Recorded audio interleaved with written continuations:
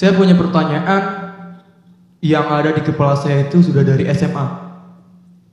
Jadi kenapa untuk anak-anak muda itu sangat susah untuk konsisten, Ustaz? Seperti pada saat kita udah mulai konsisten, ibadah kita udah mulai lancar, kayak tahajud udah konsisten dari.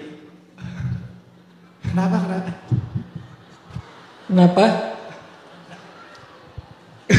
Lancar. Oh lancar. Ya lancar. Ya, apa?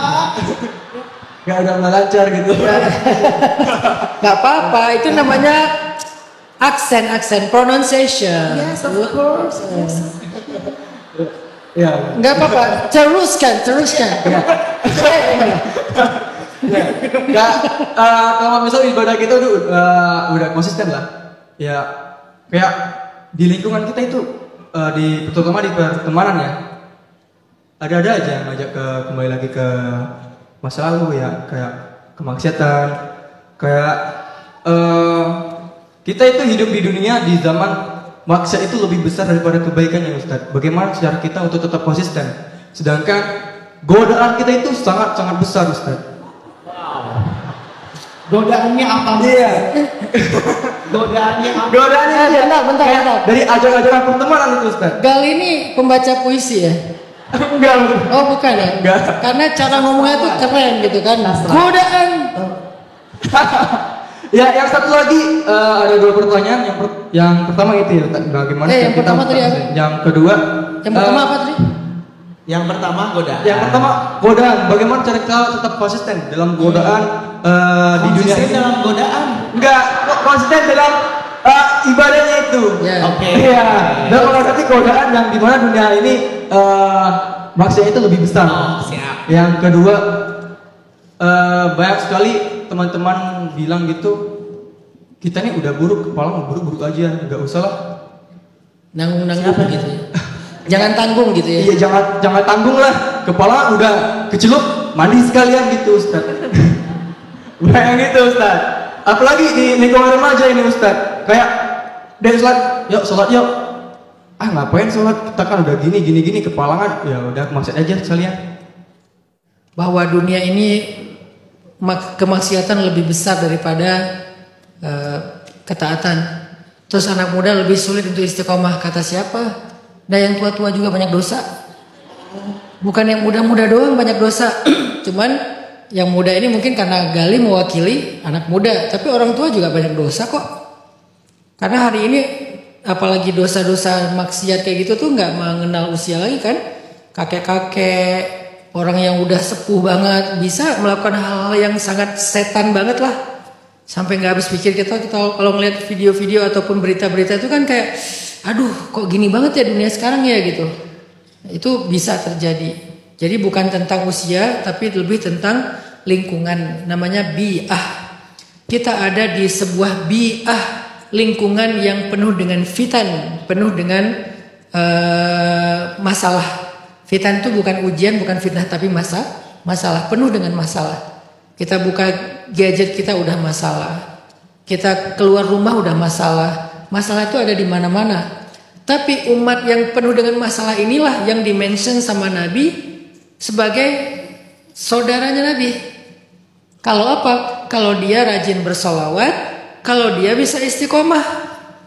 Sehingga kalau kita bisa istiqomah dengan fitan yang ada sekeliling kita itu bagi Nabi lebih istimewa daripada para sahabat. Walaupun para sahabat lebih utama, beda antara istimewa dengan utama ya. Para sahabat itu pasti lebih utama. Dari mulai generasi pertama, baru kemudian tabi'in generasi kedua, tabi'in generasi ketiga, itu secara urutan keutamaan. Tapi kalau keistimewaan, justru yang lebih istimewa itu orang yang gak pernah ketemu Nabi, orang yang jauh dari zaman Nabi, orang yang hidup di antara banyak masalah dan fitan, banyak syubhat, banyak ujian-ujian, tapi mereka bisa istiqomah. Itulah orang yang paling istimewa. Dan mudah-mudahan kita termasuk orang yang seperti itu. Hidup di tengah banyaknya fitnah, tapi bisa istiqomah. Pertanyaan tadi, gimana cara biar istiqomah? Saya juga masih belajar, Gali. Sama, kita nggak ada yang lebih baik di antara kita. Cuman katanya, ini bukan kata saya ya. Kalau kata saya kan berarti saya udah berhasil dong. Ini katanya, saya juga masih belajar menerapkan ilmu ini atau nasihat ini. Katanya seseorang itu, ini dari hadis, seseorang itu tergantung siapa temannya. Almar'u ala dini khalilih. Bukan saya yang ngasih nasihat ini, Rasulullah. Dan Rasulullah lebih benar daripada saya. Nah, kata Nabi, seseorang tergantung siapa teman dekatnya. Kalau Galih ngerasa berat sekali buat istiqomah, coba imbangi circle pertemanan Galih. Saya nggak bilang tinggalkan pertemanan yang lama. Kadangkala kita masih bisa bertahan kalau niatnya pengen berdakwah. Tapi kadangkala kita perlu agak menjaga jarak kalau takut kepengaruh. Kan tergantung kondisi ya. Nah, tapi yang pasti kita nggak boleh cuman punya satu circle pertemanan hanya untuk kebutuhan entertain mungkin, untuk kebutuhan karir mungkin. Kita juga butuh pertemanan yang bisa mendukung keimanan dan keistiqomahan kita. Carilah circle itu.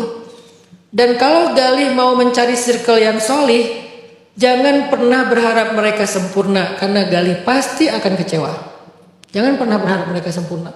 Katanya udah ngaji, katanya udah begini, katanya udah begitu, tapi kok begini? Yang namanya manusia ada aja aibnya.